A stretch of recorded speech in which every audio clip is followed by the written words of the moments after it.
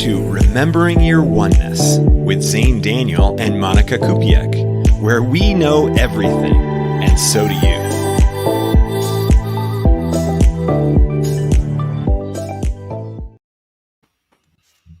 Hello.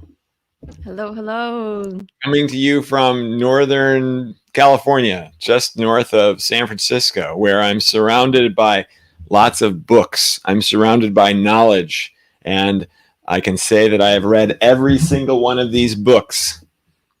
Really? No, that's a complete lie. I don't even know what they are. I don't even know what they're about. So I might be. I'm very fascinated with what's over there. Yeah, I might be surrounded by all kinds of strange books. I don't know. Oh, there's cooking books. Yeah, and Well, I'm still in Hawaii.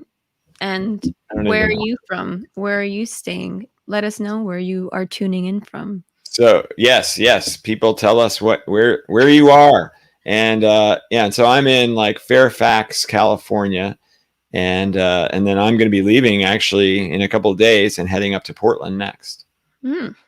Hey, Brandon. What's in Portland? A friend of mine who was on here last time. Remember, Brandy Douglas was live and chatting with us. So I'm going to be visiting her. Melbourne. We have Australia. Oh, nice. Oh, yeah, for the Abraham. And we haven't seen for the Abraham in a while. Elaine. North Padres in Texas. Laura Runner is. Oh, I should make these appear on the screen. Right. That'd be useful because I'm like trying to squint to see like what's in this chat of like who is talking to us. Oh, Elaine's also in Texas. Nice. So we have some Texans here. Wow. So today was a mad dash to get my video out because I made I'd already had one ready to go, and then I changed my mind this morning, and so I had to edit it all and get it all posted and everything, and the email just went out. So not too many people have probably even watched it yet. Excuse me. Bless you. But it is about understanding that you are perfect and overcoming judgment, because what I've seen over and over again is that people are often in a state of judgment. If they're in a state of judgment for themselves, over themselves, because of being a child in a difficult family, or having your teachers or your parents or your bosses or whoever tell you that you have to be perfect all the time, then you're judging yourself because you're not perfect enough. Yeah. But what I found is that when you're that way, when you judge yourself a lot, you tend to judge others a lot too. And maybe you do that one silently, but you're more verbal about judging yourself. But they always come hand in hand. And even if the reverse is true, then if you're like, oh man, this person sucks and that person sucks, they're also secretly judging themselves just as badly or harshly, if not worse. And it's just a huge problem, because if you are constantly in a state of judgment for yourself or for others, then it means you're in a state of dissatisfaction, frustration, disappointment, unworthiness, and the list goes on, and it is and can be a major cause of suffering. Your video goes in hand with, this morning, I was also in somewhat of a rush. I actually just released a new collection of a few of my paintings on my Instagram. I went live and I talked about a few of them, but the overall theme is about being bold, and just being more authentic with yourself. So I use a lot of gold leaf in it. It's the first time I've ever done paintings with gold leaf, other than one other portrait, but it's just about, I was really vibing with that gold, and I was like, oh, it feels like it's really helping me shine more of myself, and it's helping me just understand that it's okay to be bold, it's okay to be who I am, and not to shy that away from it. So it's just about the whole that judgment upon yourself is to really let that go. And once you shine, you're going to see this beautiful art piece. One of them I have over there, kind of nice. Yeah. So I have, I think, 5 of them or so, or a few of them. It's just on my Instagram, it's a special. My Instagram is Island Awakening.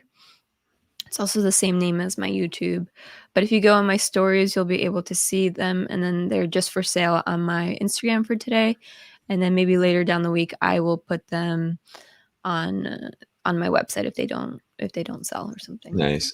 Well, and you were actually talking about a third type of judgment thing, and that is the fear of judgment of others, right? So you don't want to necessarily be bold because you're worried about how others would look at you doing that. And so that often comes hand in hand with judging others and judging yourself, because you think, oh, well, everyone does this. So everyone out there is also judging to the same level that I am. It's very hard to look at the world and recognize that actually people are looking at things differently than you do. And some people have a more difficult time with that than others. Actually, it's kind of funny, like people who are really good salespeople have an awfully hard time understanding how someone could not buy this thing, right? Like they're just like, this is amazing. I can't even comprehend why you would say no. And as a result, they're really good salespeople because they have that, like, duh, you would have to be an idiot to not buy this. So clearly you're not an idiot, right? That. So I've definitely noticed that with people. It's pretty funny. Onion Man is on the book. Oh, yeah. Onion Man is back. I have been struggling a lot with self-acceptance lately. Okay. Interesting. Self-acceptance. So that is the same sort of thing, right? Because you're saying, I'm not good enough. It's a feeling of unworthiness. Is that right, Onion Man? Yeah. It's also self-acceptance. That's, if you know chakras, that's your third chakra. Yep. So again, gold helps, or forms of yellow help you raise your vibration to help you, help that chakra up and raise it up more. Self-acceptance, I feel like that's an ongoing process. Like it'll take not like it'll take you years to get over it, but it's going to take a long time before that true self-acceptance comes more hand in hand. Well, I would say let's not tell them it's going to take a long time, because it could be tonight. Right? True. Like, let's not put any restriction on it. The possibilities are what you state is true. If you say, oh, this is hard, it will be. If this is going to take a long time, then it will. So for some, it takes a long time. Absolutely. But it could be that Onion Man will have this epiphany, and he'll realize how flaky his skin is and this sweet smell of onion on the inside, and he will be this incredible Onion Man moving forward for the rest of his life. Yeah, but it's also good to just be okay that you're struggling with it too right now. Yeah. That you're in a state right now, and this is your present state, and just to feel it totally. But like you mentioned, tomorrow you may wake up and that self-acceptance might really strongly be blood right back in. Yeah. So it's always like a roller coaster with everything that you're dealing with internally. I love what you just said, Monika, because you were talking about how, well, sometimes you just have to make it so that it's okay that you are feeling this way, right? What is that? It's acceptance, right? So he's having trouble accepting himself. So you're suggesting that he accepts that he's having trouble accepting that himself, which is kind of amazing, because it's truly what practice of accepting himself. Oh, I can understand why I wouldn't accept myself. I'm a human being, and human beings have problems with that all the time. I don't have to judge myself for not being in a state of acceptance over myself. I can accept that fact about myself. Mm-hmm. Yeah. That is it. Yeah, and he likes that a lot. Yay! All of what we said, I'm sure. Laura Runner said, mine is being secured and loved. Mine is being secured and loved. Mine what? Oh, judgment. Let's see. She said this.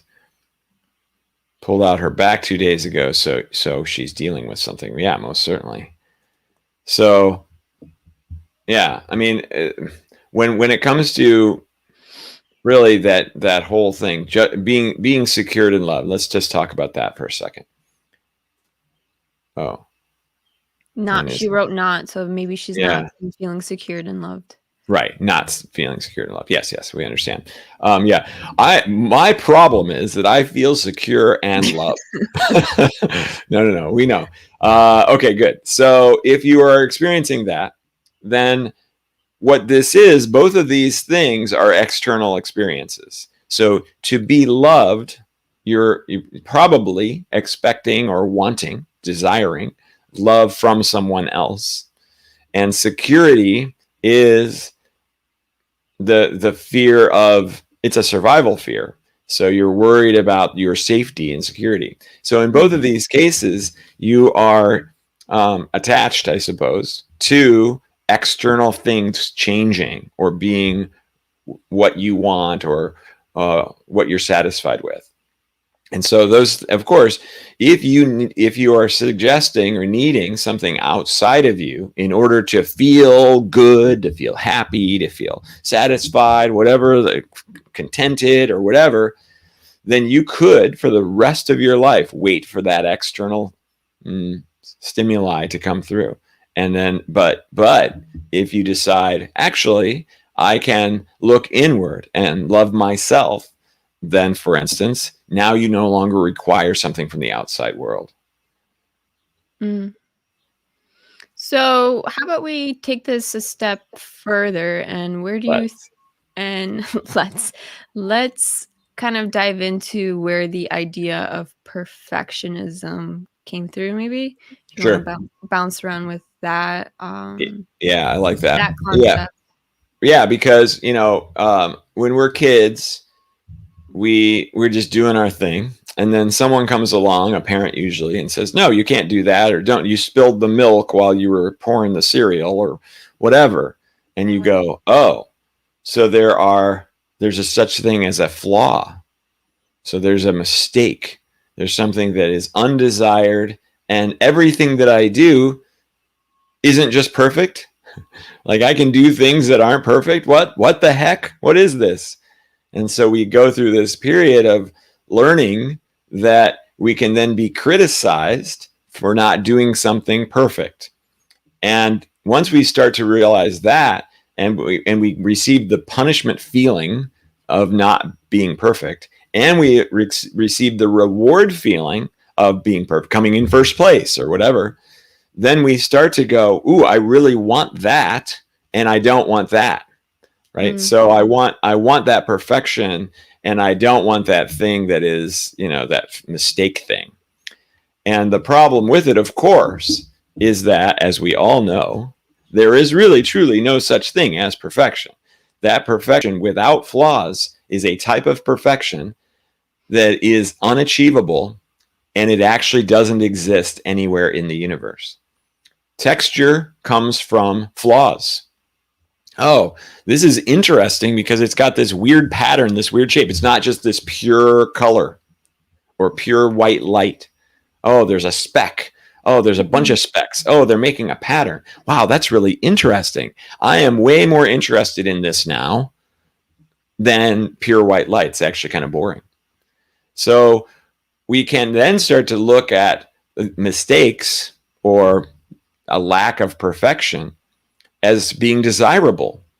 Okay, so if those things are desirable because they bring you lessons, they bring you opportunities, they bring texture, they bring interest, they bring beauty, then you can say, well, wait a minute, maybe flaws are awesome and maybe flaws are perfect. So perfection with flaws is not only desirable and not only still perfect, but exists absolutely everywhere in the universe. So you are perfect with flaws, with perfect flaws, and we all are. And so that's kind of the angle, is to start to redefine perfection in your mind. Because if you believe that perfection is only true with this thing with no flaws, which doesn't exist, then you're never going to get there. You're always going to be striving for this thing that is impossible to achieve. Yeah, it goes in line with just accepting your flaws. Yeah. Just accepting the state that you're in right now, because it's actually perfect. It's actually the way that it's supposed to be. Because Yes. whatever you're feeling right now is gonna move you to the next day, and then you'll have either a new epiphany or a new realization about yourself, and it's only gonna make you stronger. And I think if like we're all so-called perfect, we would all be robots, or Yeah. we would be, very stationary, very, we would all look the same, we would all talk the same. It would be kind of boring. Um, but Extremely. it's interesting how, from a child, you go to school and you're told you need to get straight A's, or you need to get 100% on this test, or else something's going to happen. So like fear is already being drawn to you from the very start. I know Hmm. I struggled with that because I was always taught like get straight A's, or else if you get a B or a C, you're going to get in trouble. So I never really wanted to get into that Yeah. state of being in Punishment. trouble. You were Mhm. receiving a punishment for non-perfection. Yeah. Yeah. So it was like very interesting with how like, you start to become self-disciplined in a way, but in a very wrong way, because you're chasing the wrong like dream. You're not Mhm. chasing the correct form. And then when I finally went to college, I like realized, why am I here? Like, why am I getting these good grades when I'm not even achieving something that I want to? So I ended up dropping out after like my third year, or at least the first year when I transferred over to Hawaii. Like my intuition was like falling out. I didn't really get to create as much. I wasn't like in my flow state as much. So I decided to drop out, and I did a yoga training, and I feel like my life finally started in a way, because I was Uh-huh. given lessons left and right, and I was learning more about myself and accepting more of myself and understanding myself. And now after 7 years of being here, I feel like I just want to learn more about, either how to grow a business or just how to paint. It's like I'm learning things that I never even liked back then. And I would Uh-huh. have never, I guess, I probably wouldn't even be here sitting here in this podcast if I didn't experience all the flaws that I had in the past. Because Mhm. some people could think dropping out of college is a huge no. It's a huge, oh, you're not perfect because you didn't finish college. But actually it's made me grown to this state of awareness that I'm in now. And it's only, put value into the way that I carry myself. Um, Right. Even though I'm not really attached to not finishing it. But it's just like, it's interesting how, people tell you to live one way, but it's actually not the right way for you. Mhm. Yeah, absolutely. The right way. And so what's interesting about that, right, is that the right way or the correct way, you've said it a couple times in what you were just saying, even that is essentially judgment, because Mhm. you're saying this is what's correct or perfect for me, right? Or this is the thing. And what's beautiful about that is that you could just replace it with the word possible, because you want to pursue the possible avenue, and the possible avenue is perfection with flaws. The impossible avenue is the perfection without flaws. You'll never get there. It's Yeah. impossible to ever achieve. And so, again, you can spend the rest of your life trying to achieve something that is impossible, and you can tie all of your happiness and satisfaction and absolutely everything to achieving that. Then you never achieve it. And so what do you get instead? Frustration, disappointment, and misery in all of its forms. So I really love it to think of it in this way too. So we are source, right? Remembering our oneness. We are Mhm. source. When we are, before all of this existed, let's say there's linear time in this example. Before all of this existed, there was just the white light, maybe. There was essentially this nothingness of perfection. And we, as source, recognizing that we were all alone because there couldn't be anyone else unless we created them, we decided to create this world. And let's say we're creating Earth, and we're making up all these, we're making up the squirrels, and we're making up the plants and the snails and all the different things that we're making. And then we're making up the humans, and we go, we're doing our due diligence, and then we like dropped something, like whoops, and I dropped the ingredients to make humans, and then I spilled it in the garbage disposal, and oh my gosh, I messed up, like I'm source, and I screwed up, and I made these humans all effed up, and they're just gonna screw up this planet. They're going to destroy each other, and they're going to destroy their own happiness by pursuing things that are not possible. And oh my gosh, we as source just screwed this all up. Of course not, right? How ridiculous. We did it. We created all of this incredible planet, this incredible world, all the dimensions, all the angels, all the higher selves, everything. We created it all. And we never made a mistake. It was all perfect. So that means that you are exactly perfect. You have never made a mistake. You never will make a mistake. It's impossible to do so. You'll always be exactly who you're supposed to be and where you're supposed to be it. So that judgment is completely unnecessary, and hilariously, that judgment is wrong.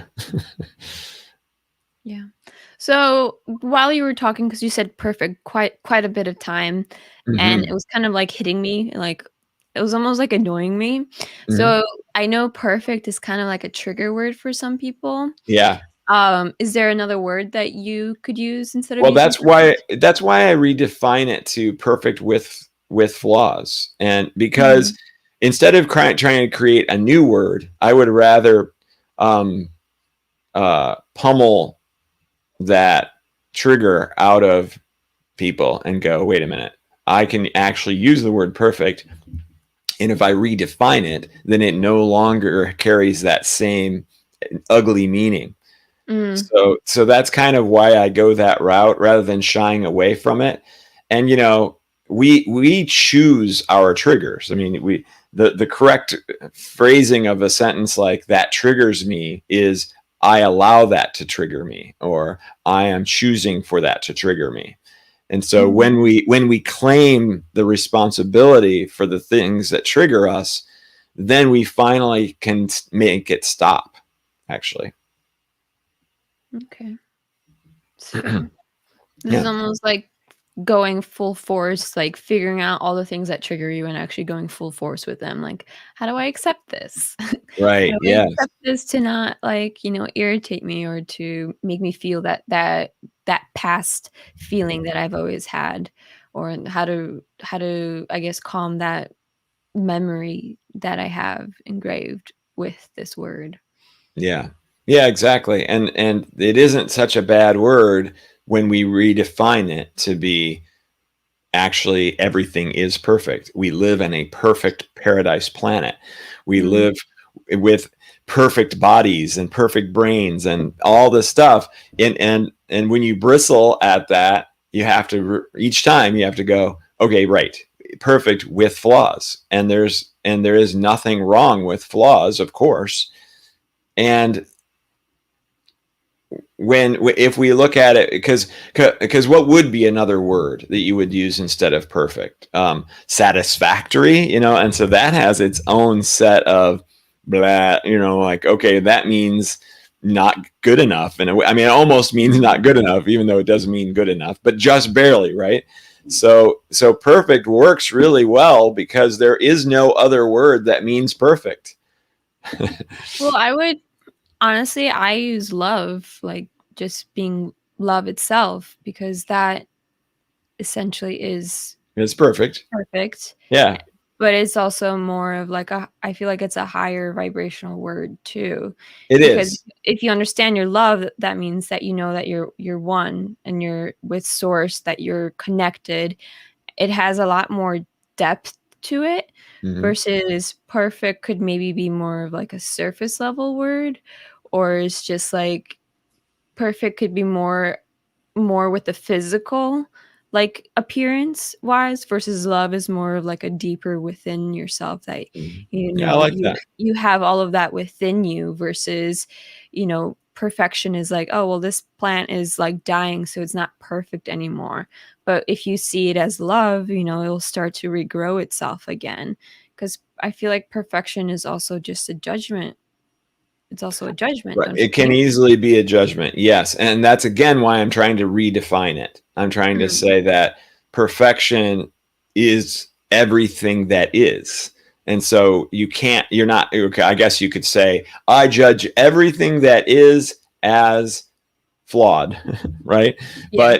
But you're, if you go into the belief that we are source and that everything is, then we are essentially saying that everything is exactly as it is supposed to be, and in that way it is perfect. There's nothing that's not the way that it's supposed to be. And so I liked your example of the flower, because you were saying, the dying flower, I say, is perfect.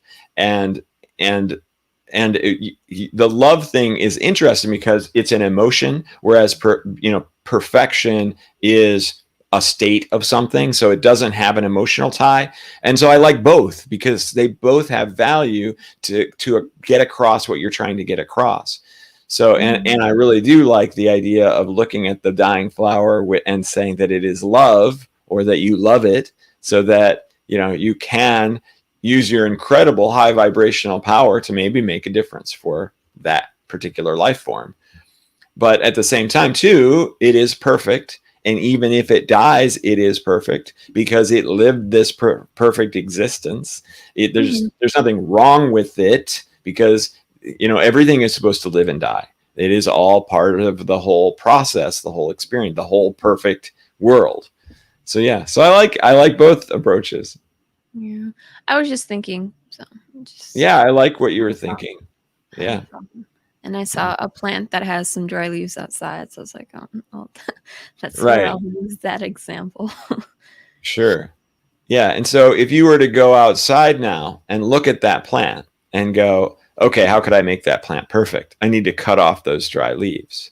And so that is an approach to putting human perceived perfection onto that plant, to remove those dead leaves so that it looks the way you want it to look, thinking, okay, now it's more perfect than it was when it had dry leaves on it. But if you've ever seen, you live in the tropics, so you see these palm trees, right? When the palm tree has got its little tuft at the very top of the palm tree, in some cities, they cut the dead old palms off so that the trunk is kind of clean looking. Yeah. But if you don't do that, then it looks like this weird, drabby, like, limp leaves all the way down the trunk. And so to some, they would say, well, that looks shabby, right? That looks uncared for.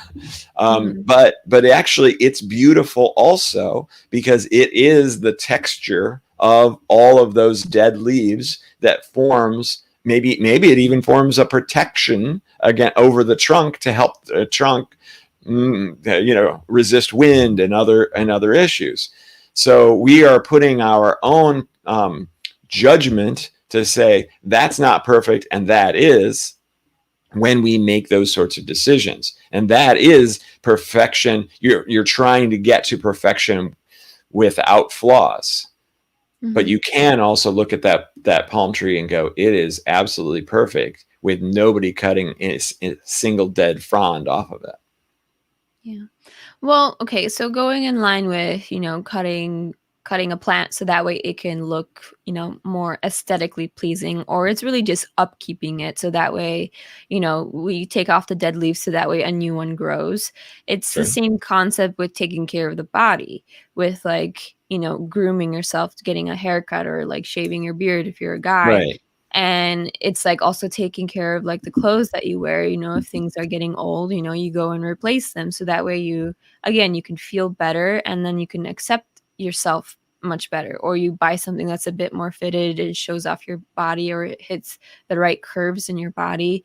You can elevate yourself through just taking care of yourself, or you can find your perfection faster if you did maybe put some, self-love action of like, taking care of yourself slightly better. Or if you feel that your feet are more dry, or your hands are more dry, you'd spend time with massaging your feet, or like putting more lotion on, or like just taking care of yourself at more of a slower paced, like being aware that you're doing this, because it's going to like rejuvenate you and also elongate your life in a way, because you're not, you're not taking care of that dry leaf that is a part of you. You need to cut it off and start allowing a new one to unfold, or a new one Yes. to grow within you.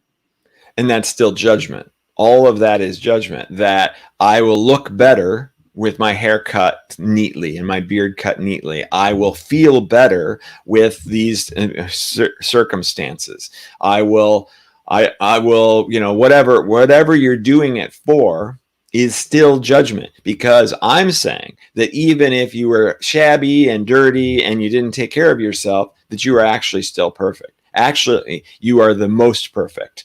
But at the same time, if you were to do all those things, you're also perfect. There is no not perfect. So from this perspective of full acceptance of everything exactly as it is, that's what I'm talking about with perfect with flaws. What you're talking about is improvements based on your judgment of things, of that it would be an improvement. And I completely agree with that also. That yes, we should do all these things that we feel motivated to do.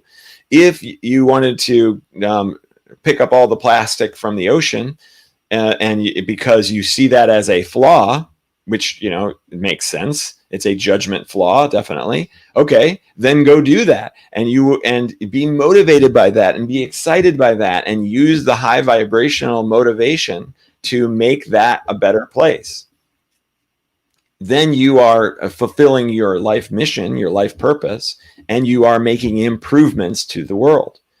And so the difference between the two is saying, okay, everything's screwed up. The plastic in the ocean, we're destroying the forest, we're destroying each other. Children are not having food, they're being abused, all this on and on and on and on. You could be motivated to work on any of those things, or all of them, maybe. I don't know if you'd have time in your life to try to do all of that. And that, again, that should be motivation. However, it shouldn't be, if you want the highest vibrational experience possible, that for that, it shouldn't be that all makes you miserable, because that lowers your vibration now, and you're probably not actually doing anything about it. So you are essentially adding more burden to the world about, oh, everything's all screwed up and nobody's fixing it. I wish people would fix it. Judgment, judgment, judgment, judgment, judgment, judgment. And then nothing comes of it. You're just adding judgment to the world. So that's kind of where I'm going. Is I'm always, trying to help us move to a higher vibrational approach. Mm-hmm. Well, it seems like judgment is just like a loop. It's just a loophole in a way, because it's always going to come and go. And I feel like that's why we exist in a way, because there's judgment. And you can't, very important to survival. Like, even if you do see everything as perfect just as it is, like, you still have to upkeep yourself, because you don't want to become like a caveman. Well, you could. Yeah, I'm perfect just as it is. You but could. Like, but you how could is that? to die. But how is that raising your vibration if you're choosing to just remain the way that you are, and then you never change, or you never take care of yourself properly?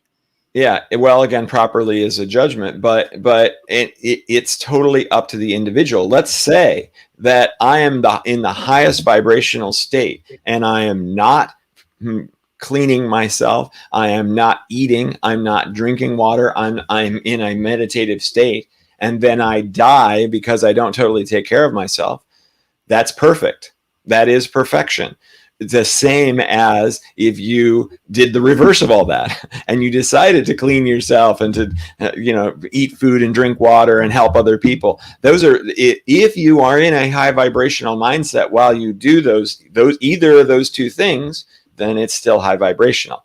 And if you don't do all those things, you don't care about yourself, you don't eat, and you don't drink enough water and brush your teeth or whatever, and you're a miserable wreck, then you're also low vibrational. So it is all about being as high vibrational as possible, if you want to be, because you could just choose not to. That's just totally fine.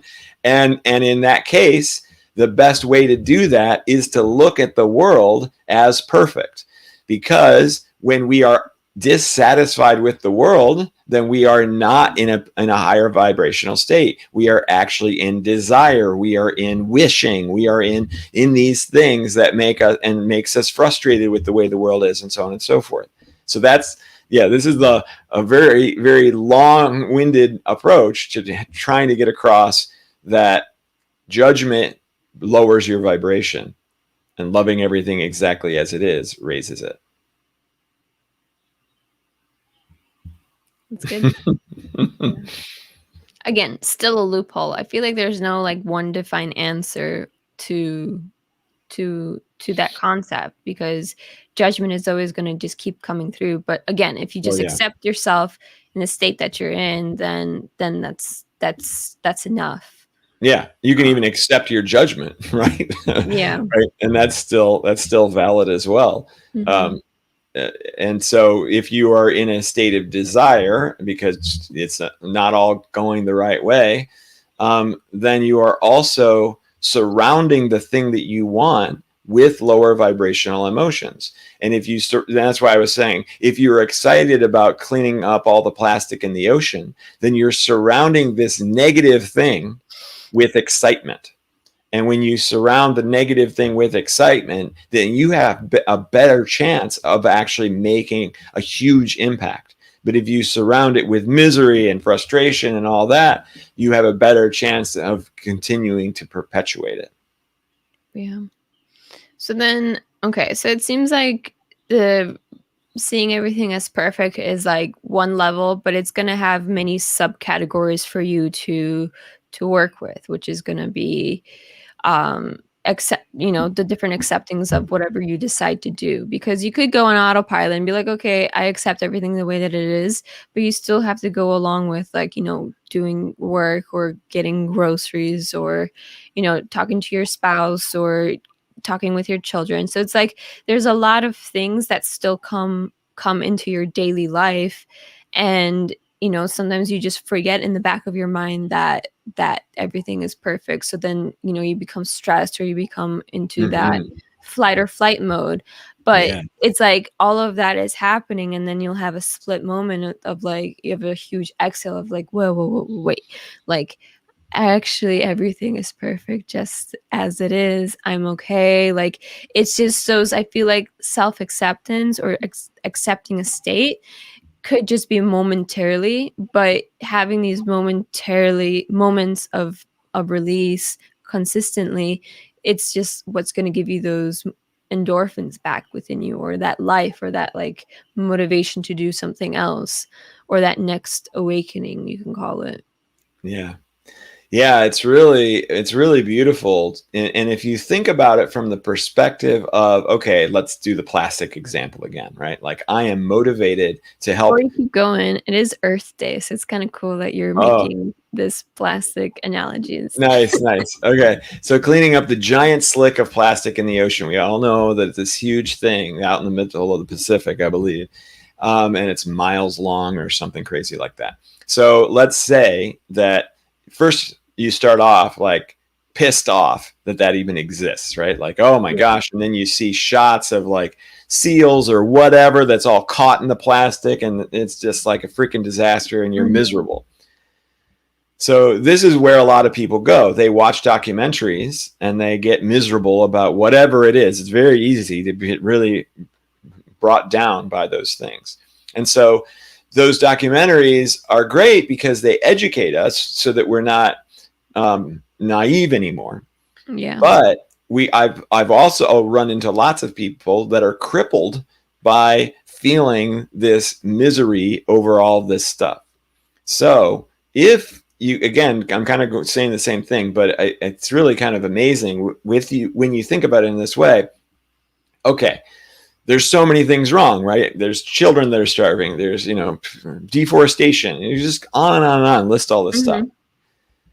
if you have one of those things that truly does excite you, I would be good at this because I was a contractor and I could make a whole bunch of tiny homes so that there was no more homeless, Yeah. or I love to invent machines that do weird stuff, so I'd love to invent a machine that can pick up all the plastic, whatever. That's your motivation, that's your excitement. If everybody did that, if they said, ooh, this is truly my excited motivational thing, then all of the other things that they're not working on, the starving children, the deforestation, I'm just working on the plastic thing, and everybody else is doing their thing, then in a couple of months, we would live in a utopian society where we would be no longer destroying the earth and doing all this stuff. So again, I'm constantly saying this: follow that excitement, follow the thing that really motivates you. Don't get all pissed off about how things are all screwed up and wrong. Yeah. Get excited about the one thing or multiple things that you can do, and then go do that thing. Mm-hmm. I really think that's where you find your life's mission, is not how much money you make, but it's following that excitement and actually living in the fullest moment with it. And even if you don't solve that problem that you're trying to, help out, at least I guess you could say dedicated your life to it, but you put so much of your energy to it that other people are going to feel it, and then they're going to want to follow up with what you did, and they're going to continue the legacy. They're going to continue what you carried on. Right. And And then that's you'll like, have a documentary made about how you're kicking ass and doing all this stuff, and other people will watch and go like, oh my gosh, that looks amazing. I want to do something like that. And the next thing you know, everybody is doing that. mm-hmm. I remember I can't remember the name of it now, but it was a really good documentary about the whole plastic in the oceans. I think I might have mentioned it. It was on Netflix, but it was just very well done. But you kind of just see the point that there's no way to solve the issue, because there's just so many factors that aren't really discussed to the mainstream. Because a lot of people think that the issue is plastic straws, but that only takes up maybe 0.03% of the plastic Right. population. So it's like the media almost tells us, or makes us, again, the judgment of making us feel guilty that we're using plastic straws, but really, fishermen are going off to go fish and they're catching the wrong fish or making sharks die or whatever, and they're leaving their fishing nets in the ocean, and that takes up almost 48% of the plastic population. But no one ever talks about the fishermen's. But that documentary was very eye-opening, that okay, there's really no way to change this, so you just have to, again, kind of just accept that we are living in a place with plastic in our ocean, but also just forgiving that this has happened, because I think the only way to go about it is through forgiveness. And forgiveness can't take away the plastic from the ocean, but if you forgive the situation, you'll start to just become more mindful of what you do use. You'll start to read the labels and actually research if these companies are actually for the planet, or if they're just getting paid to say that. It made me really realize that some of these things that we donate to, we're only donating it so that they can cover up what's actually happening. It's not actually for the cause. Helping the problem. So it's like, you really have to do your research and to not be so brainwashed with what the media is telling you. And it's the same thing with, the media or society telling you to be perfect. All of that is essentially not the way that it is, because they're not teaching you that you're perfect just as you are, or that you are love, or that, or the real depth about yourself. They're banning that. They ban psychedelics. They ban all the things that are actually good for you. Like, why isn't holistic practices part of insurance plans? Because they're trying to cover it up, so that they're trying to cover up that you can actually heal yourself in a way. Right. Yeah. So I think it's just all super, super fascinating that, everything lies in judgment, but we're we just need to follow that burning passion. Like, what is that passion? Like, what is that thing that you're really so excited Yeah. about? Because that's what's going to create a little change, at least in the community that you're in, or in the community that you're trying to create. If if you're someone like Xane and is blowing up on TikTok.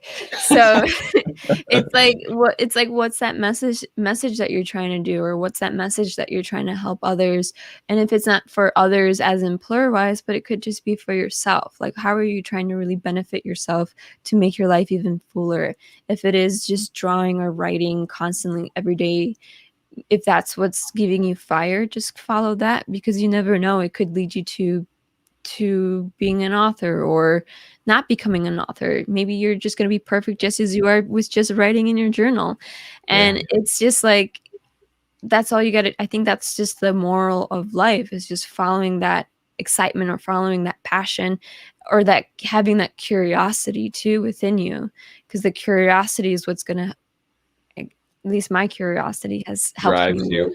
Yeah. It has given me that drive for life, because painting came along and now I'm curious, well, what else can I do? What else can I paint? Like, I'm just so curious to following this like inner voice of mine and following this inner drive to just live. Yeah, that's awesome. Yeah, you said it beautifully and perfectly. I have nothing further to say. You're right on. And then Maria says, there are documentaries about how we can easily solve the natural problems. And that's great. And more of that needs to happen. It's interesting because, you were just saying that, the plastic thing, there's no solution to it, essentially, because there's so many factors. I don't necessarily agree, and there's always a solution, right? But it's not just an easy, quick solution we can do. If we just did this, then it would all be solved. No, it's pretty systemic, and there's a lot of depth to it. But at the same time, there are solutions, and we can kind of get started on those, and we have. And that's the other thing, is that until Maria just said this, well, actually, and Maria isn't saying this, there needs to be also there needs to be more documentaries that show people actually doing these things, because that would be inspiring. We would get excited about what the crazy devices are that are going out there and cleaning up the plastic or absorbing the greenhouse gases or whatever, because there's a lot of work being done on that. I don't even know how to go about finding it, because I actually did try. For one of the past Higher Self Expos, I tried to get people who were doing those things, and it was really hard to get into that information. But it does exist, and I know there's lots of people doing stuff, so that would be really fun to see that publicized more. And so that is even a passion that someone could follow.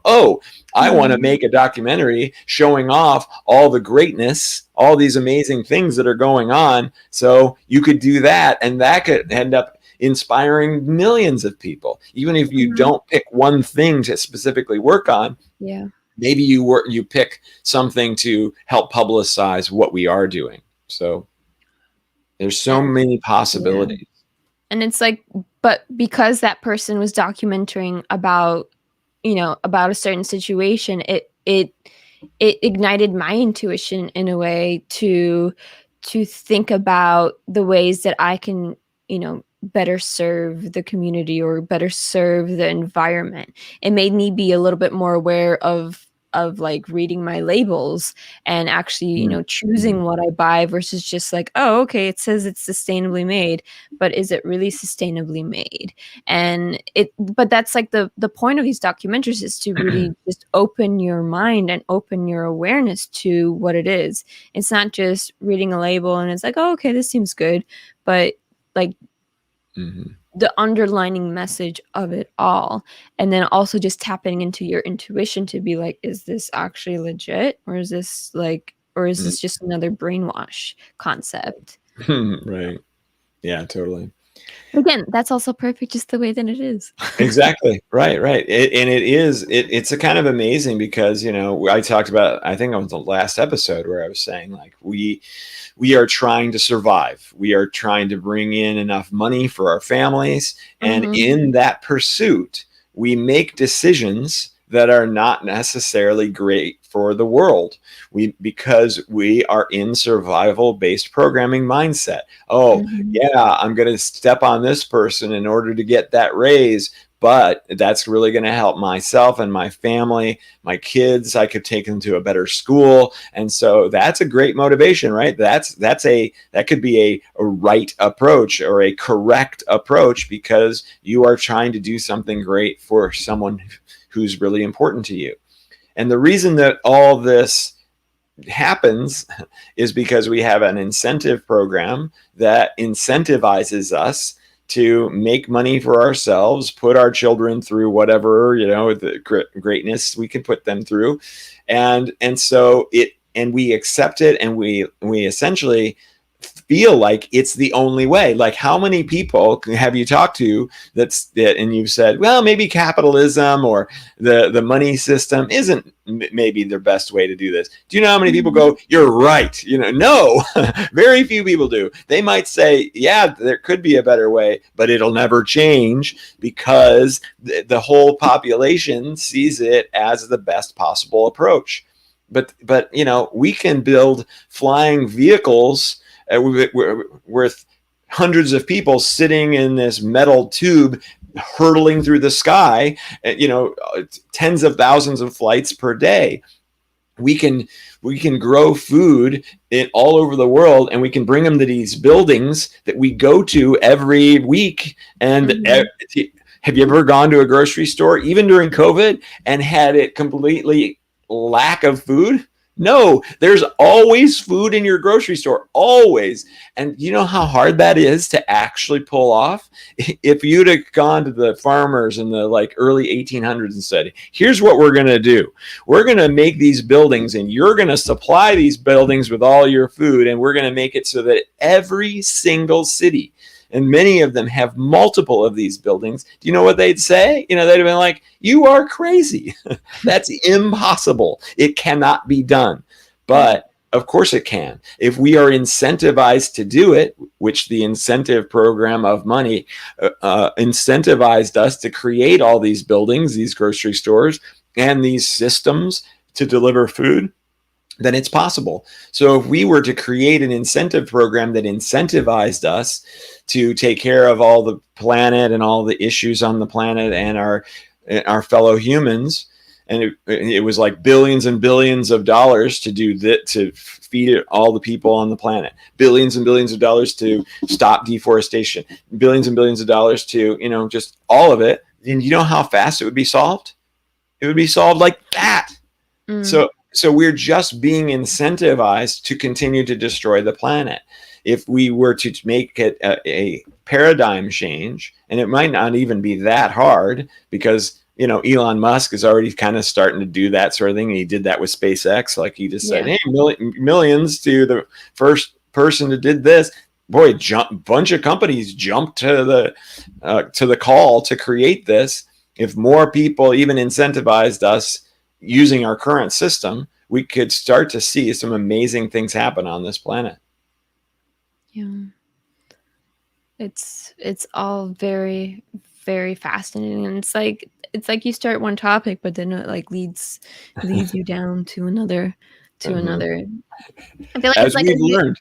Yeah, I know. It's almost like one of those, you choose 3 doors, but then on the other side of the door is another door, another set of 3 doors, and then another set of 3 doors, and another set, another set. Yeah. And that's really our lives. That's where we are sitting right now. I walk through all these doors, and now I live in a camper van and travel around the country, experiencing new amazing things every week. And had I gone through just one of those doors way back, I would still be a producer in the video game industry. So, it's so easy to find an all new life, find yourself in an all new life because of one door. I like that. Or that one book. Right. Absolutely. That one book. The one book. Yeah, that I've read all these books today. We This should morning I got up do. and I read We them should all. do. I feel like we should do a show about books that some of the best books that we've read and Oh talk yeah, about them. that's a good idea. We could do that, and the people in the audience could throw out their favorites. I like that. It's an idea because there's so It's many not. books. I feel like I'm like I just want to read a book right now. Like It's because you're staring at them. I know. I'm staring at them for about an hour. I'm like, what is there? I'm so curious. That's awesome. Yeah, right. Okay, so here's Maria saying this. You should do as someone suggested before, create video games that are constructive. That sounds amazing for someone else to do. I am no longer in the passion of creating video games. No way even close to being interested in doing that. And it's kind of funny because I really know that process. Like I got very, very good at creating video games with a big team. But yuck. I did it for too long. Maybe in another 10, 15 years, I'll be like, okay, it's time for that. But not right now. But thank you for the suggestion, Maria. I would much rather create high vibrational comic books, which is what I'm doing. I'd much rather create a high vibrational class to teach people how to raise their vibration, which is what I'm doing. So I am following that passion, just not with that old thing that I was doing before. I feel like it would be interesting because most video games are based on killing or racing and being number one. Yes, right? Yes. It's sports, being number one, or murdering. Yeah, essentially. Whether it's murdering robots or murdering the enemy or whatever, shooting things. You do a lot of shooting. Like, what would you do? You would create someone that has like shooting like energy into someone. Love, like, right? You are love. You are healed. Like Yeah. you're gonna get past this, and it's like healing all the people on Earth, or all the people, or like sick. I don't know. Like I just imagine like a hospital bed, and like you're going over there to heal them with your hands. Like you are healed. You are good. Nice. Yeah. That actually reminds me of a game that I had to dream about when I was in the industry. It was Show Off the Baby was the name of the game, and you had a baby and you're running around a neighborhood and you're like showing it to people, and they would go, oh, like when they see the baby, right? And then I had in the video game, in my dream, the screen went black and it said with big white text, and there was voiceover, you showed off the baby, and then it would go back and he'd be running around with me. Completely ridiculous. But you could totally do that in a way, like your way, better than the showing off. Well, maybe the showing off the baby. I don't know. It just reminds me of The Sims in a way, because right. you're going to your friend's house next door, and then like you're everything is like fast motion. Yeah. Like, yeah. But it's like it's all about, you're also building something. So it's like you're building that perfect, that perfect home, or you're building that perfect environment that you want. Yeah. It all stems down still with judgment. High judgment. Sure. Yeah. High judgment. Yep. We just bring it full circle back around. Well, so, it is like the end of the show. Yep. We're already on our 1 hour. I've got my workshop today, but I've only got like 5 people signed up. So we'll see how many people show up for my workshop today in like an hour from now. There was another question that came out that I thought would be funny to leave on. I forget where it is now, but it was Maria asking about, here it is.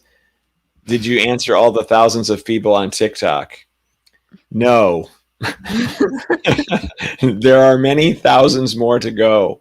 And I've even posted another one that has 33,000 views with 3,000 comments. So I'm at like 14,000 comments and 135,000 views or something. And no way. I'll never get through them. But I've actually got somebody helping me who can also detect negative entity attachments. And so she goes through sometimes, or I go through sometimes, and we're trying to help as many people as we can know whether they're in the clear or they need to do something about it. So it's been a crazy process. But I like that you're finding the joy in it versus like, oh my gosh, I have so many to do. Or like you're just like you're very like happy, or you're just very like, I can't wait to help you. Yeah, exactly. Yeah, that is truly true. Yeah. And it is fun because you know, you get the comment from people when they respond, like, you're in the clear at the moment. And they're like, oh my gosh, thank goodness, you know, or uh-oh, you know, I thought so, you know, what should I do about it? And then giving them some direction. So yeah, it's beautiful. Well, it was great talking to you, and thank you for everyone that joined in. We had Yeah.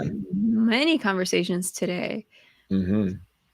Yeah, thanks to, let's see, we got Brandon. I like Ms. YouTube. That's a great name. Maria, of course. Thank you. Etta, Onion Man, For the Abraham, Laura Runner. Thanks, guys. And we'll see you next week. Yes. Aloha.